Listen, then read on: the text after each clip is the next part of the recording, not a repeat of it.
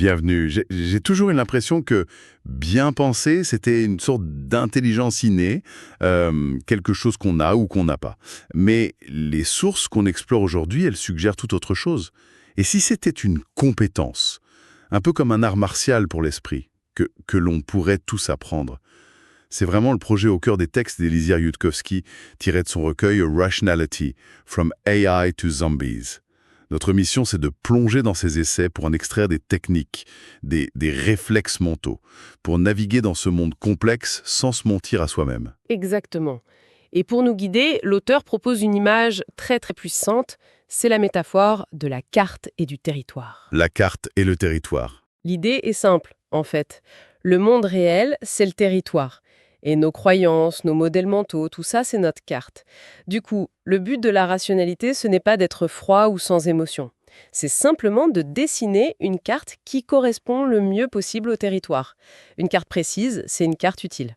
Une carte fausse, elle nous envoie dans le mur. D'accord, j'aime beaucoup cette image, la carte et le territoire.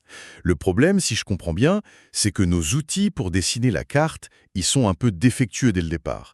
On aurait tous des défauts de fabrication en quelque sorte. C'est ça les fameux biais cognitifs. Des erreurs systématiques qui faussent nos cartes sans même qu'on s'en aperçoive. C'est exactement ça. Ce ne sont pas des erreurs au hasard, mais vraiment des schémas de pensée prévisibles qui nous éloignent de la réalité. Et certains sont à la fois hyper courants et spectaculaires. Alors commençons par un qui me parle, mais alors personnellement. Le biais de planification. Je le vis tous les jours. Quand je me dis ça va me prendre 5 minutes et qu'une heure plus tard, On y est encore. j'y suis encore. Les sources citent une étude là-dessus, et c'est encore pire que ce que j'imaginais. Ah oui, c'est bien pire. Dans cette étude, on a demandé des étudiants d'estimer le temps pour un projet, mais avec une consigne très précise. Donnez une estimation pessimiste pour laquelle vous êtes sûr à 99% que vous la tiendrez. Donc avec une marge d'erreur énorme. Énorme, oui. Et le résultat il est sidérant. À peine 45% d'entre eux ont terminé dans les temps. La majorité a dépassé son propre scénario du pire. Mais pourquoi? Comment on peut être aussi mauvais? C'est... C'est juste de l'optimisme? C'est plus profond que ça. Une autre étude montre que lorsqu'on nous demande de faire un plan réaliste, notre cerveau imagine en fait le scénario idéal. Celui où il n'y a aucun imprévu, pas de coup de fil, pas de bug. Ah ouais. On se concentre sur les détails uniques de notre projet. C'est ce que l'auteur appelle la vue intérieure. On est tellement absorbé par notre histoire qu'on en oublie la réalité statistique. D'accord. Donc on est trop concentré sur notre propre histoire. Quelle est la parade alors? Comment on s'en sort? L'antidote, c'est d'adopter ce qu'il nomme la vue extérieure. C'est un changement de perspective assez radical. Au lieu de se demander quelles sont les étapes de mon projet 1, on se demande, pour des projets similaires, combien de temps ça a pris aux autres en moyenne.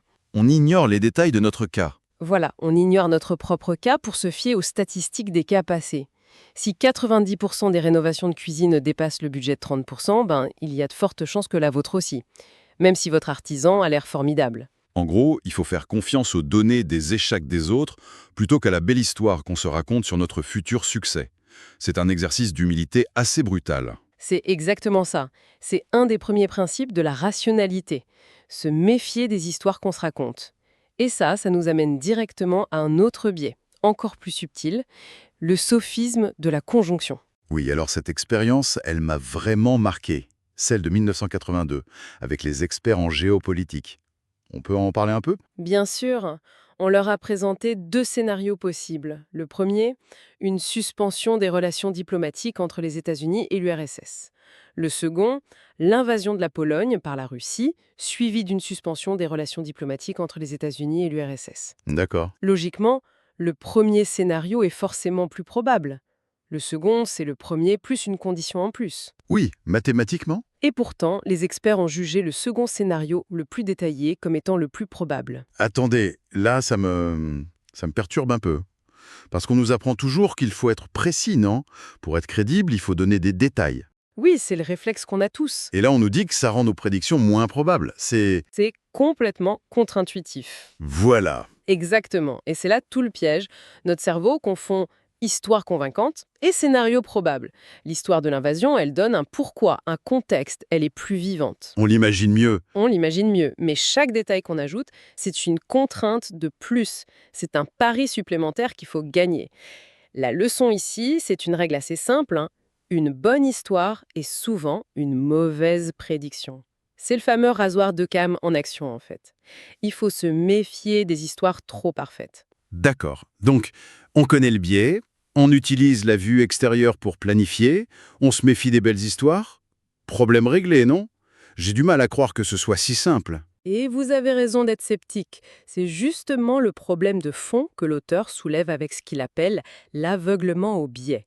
Le simple fait de connaître un biais ne nous immunise, mais alors absolument pas contre lui. Ah, Une étude le montre de façon cruelle. On explique un biais aux participants, on leur demande «Allez-vous être victime de ce biais?» Ils disent oui, sans doute un peu. Ensuite, ils font la tâche et hop, ils tombent en plein dedans. Et le pire, c'est qu'après, quand on leur demande «Avez-vous été objectif?» ils répondent massivement «oui». c'est terrible. On se voit être biaisé, on est biaisé, et après, on nie l'avoir été. C'est comme regarder un replay de soi-même en train de trébucher tout en affirmant qu'on a une démarche très assurée. C'est un cercle vicieux. Notre esprit est très très doué pour protéger notre image de penseur rationnel, même face à la preuve du contraire. Et au-delà de ces biens, les sources parlent d'un autre type d'erreur. Parfois, ce n'est pas juste que notre carte est un peu déformée, c'est qu'elle est complètement vide. On croit tenir une explication, mais en fait, on n'a rien. Oui, ce sont les explications fantômes. Elles ont l'apparence d'une explication, mais elles sont creuses. L'exemple historique parfait, c'est la théorie du phlogistique. Du phlogistique. Phlogistique. Avant qu'on découvre l'oxygène, les scientifiques du XVIIIe siècle pensaient que les choses qui brûlent contenaient une substance invisible, le phlogistique, et que le feu, c'était la libération de cette substance. Ça sonne très scientifique en tout cas. Phlogistique, ça en jette. Tout à fait. Ça utilise la structure qu'on adore, cause-effet. Le problème, c'est que cette théorie, elle n'interdisait rien. Si un objet perdait de la masse en brûlant, c'est que le phlogistique s'était échappé. S'il en gagnait, c'est que le phlogistique avait une masse négative. Ah, pratique. Une explication qui peut tout justifier n'explique rien du tout. Elle ne prédit rien de concret. C'est un point fondamental ça. La force d'une carte, ce n'est pas seulement ce qu'elle montre, c'est aussi tout ce qu'elle exclut. Une carte qui dirait « vous êtes quelque part sur la planète Terre » est toujours vraie. Mais Totalement inutile, exactement. La vraie force d'un modèle, c'est ce qu'il ne peut pas expliquer. Ce sont les interdictions qui lui donnent sa valeur. La théorie d'Einstein est puissante parce qu'elle interdit une infinité de résultats possibles. Si on avait observé autre chose, elle aurait été réfutée. C'est ça une explication qui a du mordant. il y a un domaine où toutes ces erreurs semblent se déchaîner. L'auteur a une formule assez forte pour ça, il appelle la politique le tueur d'esprit, le mind killer. Pourquoi la politique en particulier ? Parce qu'en politique, les arguments changent de nature. Ils cessent d'être des outils pour explorer le territoire et ils deviennent des soldats au service d'un camp. Ah oui ? L'objectif n'est plus de dessiner une carte précise, mais de faire gagner son équipe. On ne se demande plus cet argument est-il solide, mais cet argument sert-il mon camp. Du coup, on se met à défendre les mauvais arguments de nos alliés et à attaquer les bons arguments de nos adversaires, juste à cause de leur provenance. C'est le mode temps de guerre de la pensée. La recherche de la vérité est la première victime. Et c'est là qu'on tombe dans un autre piège, très subtil, que l'auteur nomme le sophisme du gris. On part d'une idée juste, le monde n'est pas noir ou blanc, il y a de nuances de gris. Ce qui est vrai. La complexité, ça existe. Bien sûr. Mais le sophisme, c'est de glisser de tout est gris à toutes les nuances de gris se valent. Et ça, c'est faux. Reconnaître l'incertitude ne veut pas dire que toutes les positions sont aussi probables. Entre une théorie scientifique avec des tonnes de preuves et une idée marginale, oui, ce sont deux nuances de gris. Mais l'une est presque noire et l'autre presque blanche. D'accord. Bon, le tableau est un peu sombre, là, on est bourré de biais, on s'en rend à peine compte, nos explications sont parfois vides, et la politique transforme notre cerveau en champ de bataille. Comment on fait mieux ?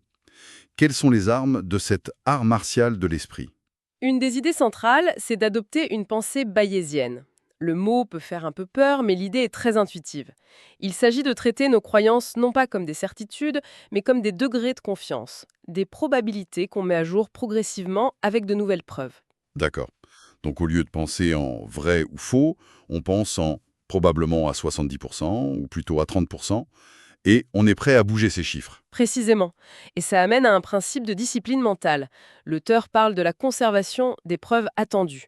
Le jargon est un peu obscur, je l'avoue. Oui, là je suis un peu perdu. Conservation des preuves attendues. Ça sonne comme une équation de physique. Oublions le jargon. Imaginez un détective. L'hypothèse est, le majordome est coupable. Confiance, 80%. Avant même de chercher des preuves, on réfléchit. On se dit, si je trouve ces empreintes sur le chandelier, ce sera une preuve attendue. Ça va dans le sens de mon hypothèse. Ça augmentera ma confiance, peut-être à 85%. Ok. Mais en contrepartie, il faut aussi penser à la preuve inattendue. Si on découvre un alibi en béton pour le majordome, ça pulvérise l'hypothèse. La confiance devrait chuter de 80% à 5%. L'idée, c'est que ce sont les surprises qui doivent nous forcer à revoir radicalement notre carte. C'est une excellente image. Ça veut dire qu'il faut être prêt à abandonner ses théories préférées. Ce qui m'amène à une autre compétence très pratique. L'importance de dire « oups ». J'aime beaucoup cette idée. C'est fondamental. Dire « oups » ou « je me suis trompé », ce n'est pas une faiblesse. C'est la compétence la plus importante du rationaliste. C'est le bruit que fait notre cerveau quand il met sa carte à jour. Et l'alternative? L'alternative, c'est de défendre son ego. On concède le moins de terrain possible, millimètre par millimètre, pour sauver la face. Et cette stratégie garantit presque de refaire la même erreur. Parce qu'on n'a pas vraiment changé le modèle de fond qui nous a mené à l'erreur. On a juste mis un poncement sur la carte au lieu de la redessiner. C'est ça, et ça débouche sur une technique très concrète pour résoudre les désaccords stériles. Mettre un tabou sur les mots. Ah oui, l'histoire de l'arbre dans la forêt, expliquez-nous ça. C'est un outil qui a l'air génial. C'est une vieille énigme. Si un arbre tombe dans une forêt où il n'y a personne, fait-il un bruit? Albert dit « Bien sûr, la chute crée des ondes de pression dans l'air, c'est la définition physique du son. » Et Barry répond « Pas du tout. Le son, c'est une expérience auditive. Sans oreille, pas de son, juste des vibrations. » Et ils peuvent débattre pendant des heures. C'est le genre de débat qu'on a tous eu à 2 heures du matin en soirée. Exactement. La technique du tabou, c'est d'interdire le mot qui pose problème. Ici, on met un tabou sur le mot bruit. On force Albert et Barry à décrire la réalité sans utiliser cette étiquette. Albert va dire « La chute de l'arbre provoque des vibrations dans l'air ». Barry va dire « Personne n'est là pour avoir une expérience auditive de ces vibrations ». Et là, Et là, magie. Ils réalisent qu'ils sont 100% d'accord sur les faits. Leur désaccord était juste sur la définition d'un mot, sur l'étiquette, pas sur le contenu de la boîte. c'est incroyablement puissant comme outil. Ça pourrait résoudre 90% des disputes sur Internet. Donc, si je résume, il ne s'agit pas d'être plus intelligent. La rationalité, c'est plutôt une collection d'outils, une discipline. Ce n'est pas être froid, c'est l'art de vouloir sincèrement que notre carte reflète la réalité. Et ça n'a rien à voir avec le fait de ne pas avoir d'émotion. C'est une idée fausse, très répandue. L'auteur insiste là-dessus. Nos émotions découlent de notre carte. Si votre carte vous dit qu'un ami vous a trahi, vous ressentez de la colère. Si vous découvrez que la carte était fausse, vos émotions changent avec elle. La vérité ne détruit que les émotions basées sur des illusions. Une tristesse face à une vraie mauvaise nouvelle, ce n'est pas irrationnel. C'est une reconnaissance lucide du territoire. Comme le dit une phrase des sources, ce qui peut être détruit par la vérité devrait l'être. Ce qui peut être détruit par la vérité devrait l'être. Et c'est une phrase qui reste en tête, ça. En fin de compte, la première vertu du rationaliste, ce n'est ni l'intelligence, ni la logique, mais la curiosité. Ce désir presque enfantin de vouloir voir ce qui est vraiment là. Que la carte corresponde au territoire. Kovsky reprend et qui, je trouve, résume magnifiquement l'esprit de la démarche. Gendlin a écrit « Ce qui est vrai l'est déjà. Le reconnaître n'aggrave pas les choses. Ne pas y être ouvert ne le fait pas disparaître. Et parce que c'est vrai, c'est ce avec quoi on peut interagir. Les gens peuvent supporter ce qui est vrai, car ils l'endurent déjà. La rationalité n'est donc pas une fuite. C'est un acte de courage. C'est le choix de regarder le territoire en face pour pouvoir enfin agir dessus. »